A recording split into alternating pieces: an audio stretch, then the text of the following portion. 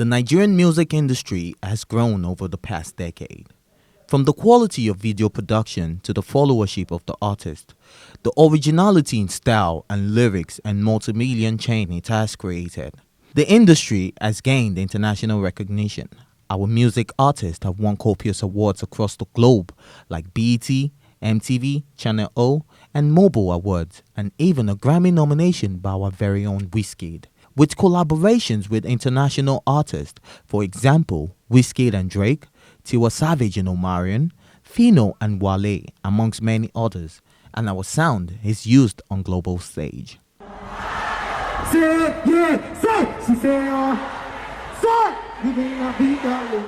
A 2015 PricewaterhouseCoopers report projects revenue from music sales in Nigeria to hit over $88 million by 2019, making it the biggest in West Africa.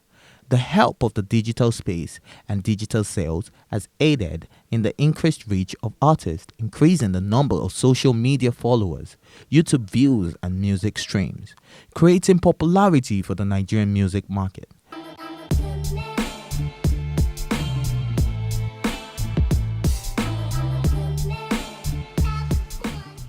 Universal Music Group has noticed the growing market and have decided to expand their operations to Nigeria. Universal Music Group launched in Nigeria in 2017.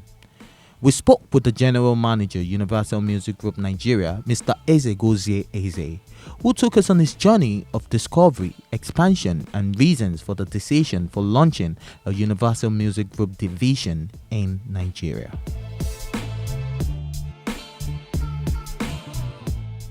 This is Plus TV Africa, and my name is Ifeoluwa Oshunkeye.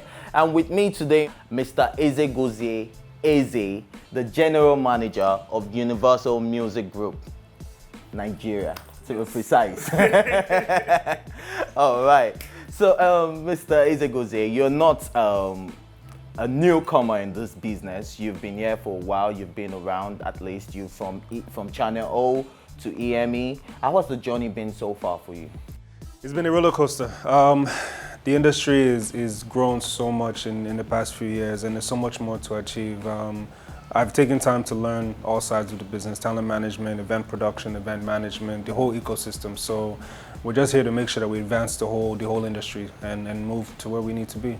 Okay. So with the expansion of the Universal Music Group coming to Nigeria, what difference would you make compared to all the other record labels out here already? What difference? So just quick backstory. So we are the third office in Africa.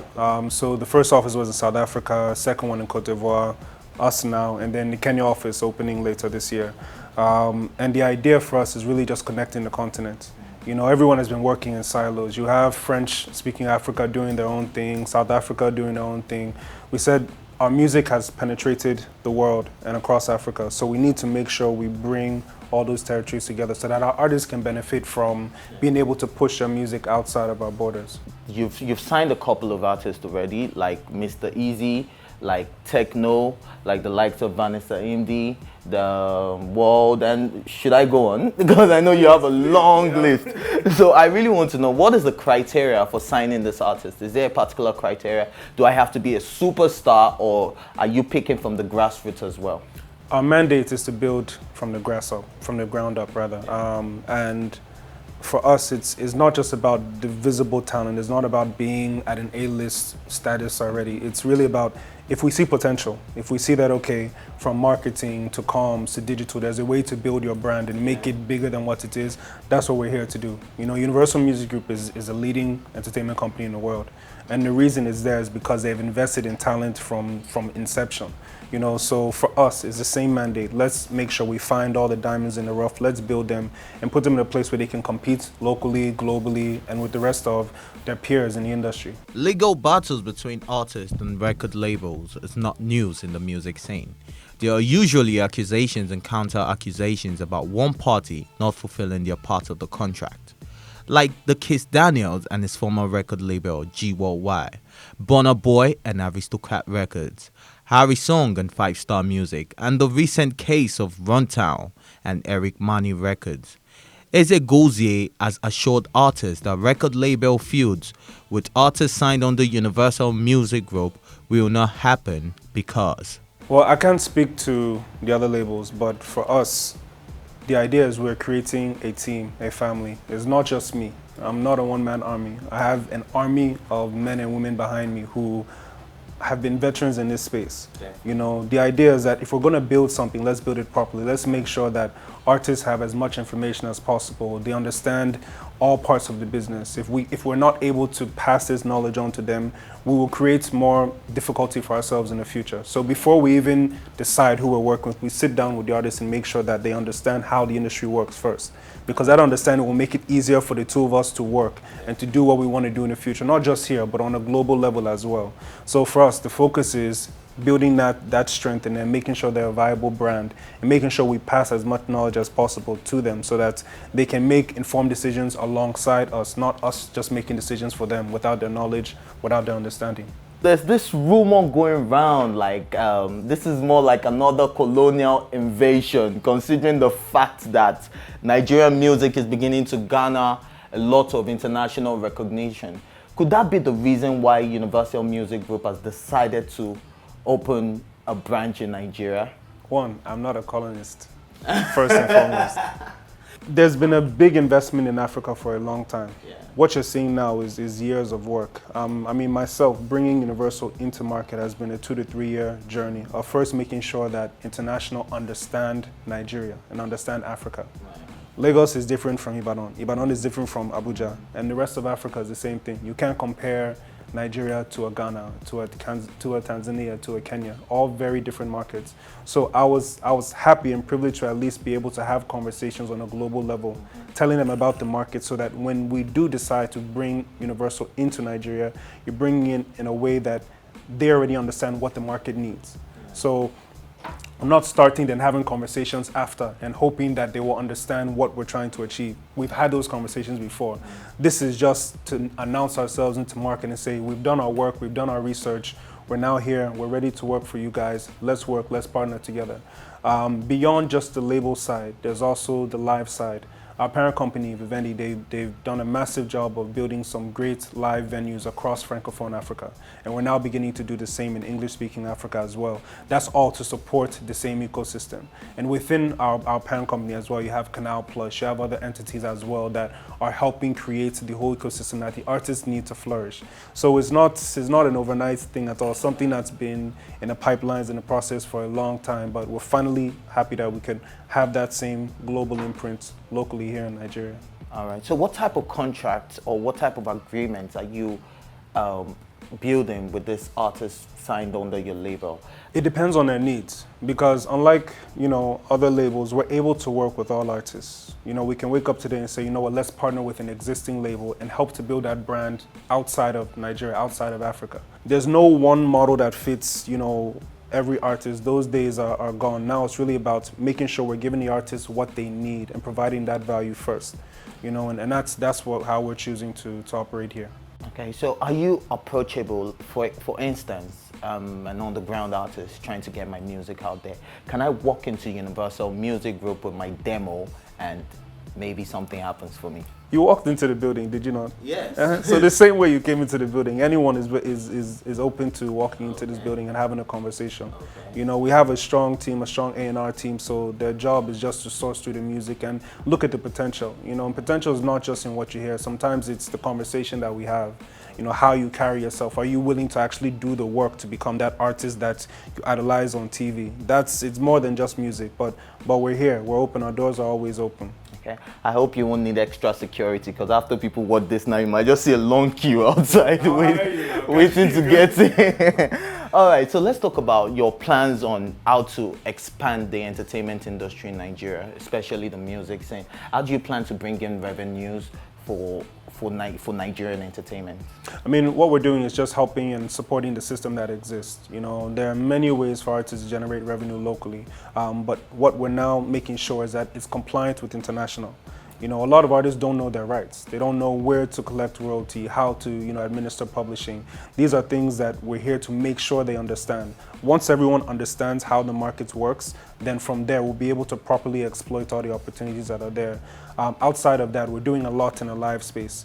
You know, beyond just locally, the way we can introduce our artists to the world is that live performance. You know, I've met people who, when they see an artist perform, they become a fan instantly. And it's very different from listening to a song that's recorded. You know, so we have all different types of artists, different spaces that we need to build, different ways for artists to generate revenue as well. So it's really, once again, open to the artists. If you yourself, you're an artist, but you're also a fashion designer, then let's have a conversation around arts, your fashion, and your music.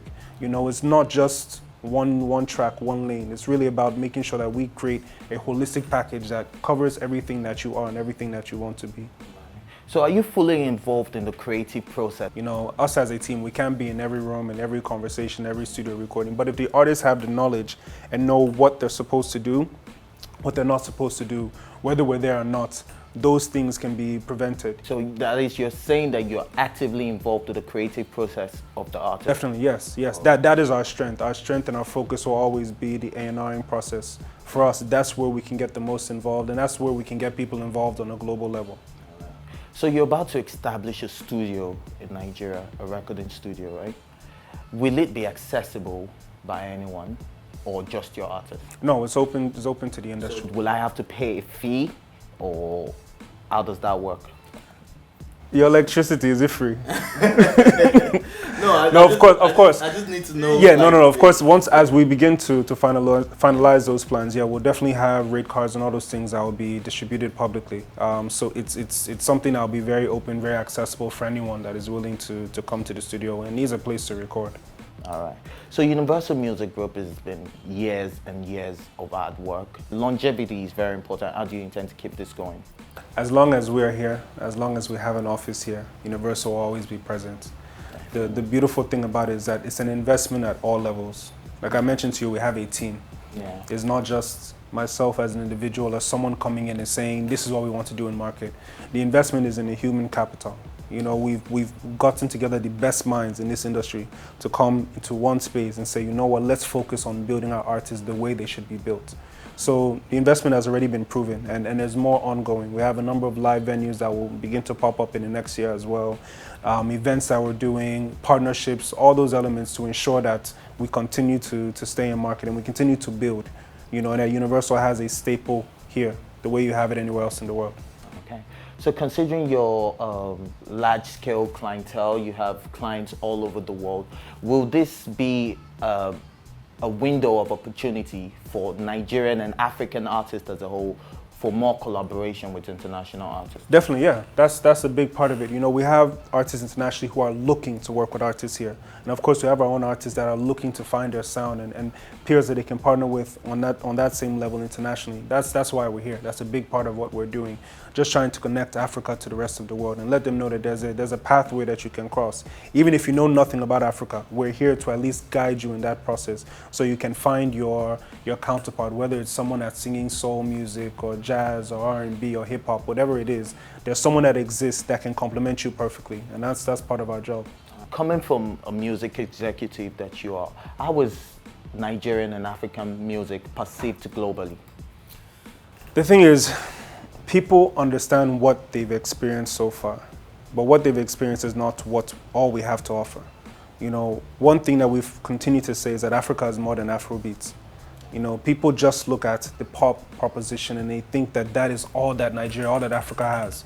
But by the time we start showing them the different talents that we have, the different artists, the kind of music they're creating, how important they take their stagecraft, how much time they put and dedicate to perfecting that stagecraft, people are now beginning to understand that there's so much more to offer. And as they begin to understand more, they can begin to understand us better. But with that understanding comes knowledge as well, and these things happen over time. You know, dancehall didn't become big overnight. Latin American music didn't become big overnight. Reggaeton didn't become big overnight. So we're going through those same processes, same steps. The only benefit we have is that we're looking at the mistakes of the past and also looking at the focus that people have on Africa now and how we should build it properly moving forward. And that's exactly what we're doing. It's been very amazing having you on the show. And this is Plus TV Africa one more time, and we look forward to sharing more. you.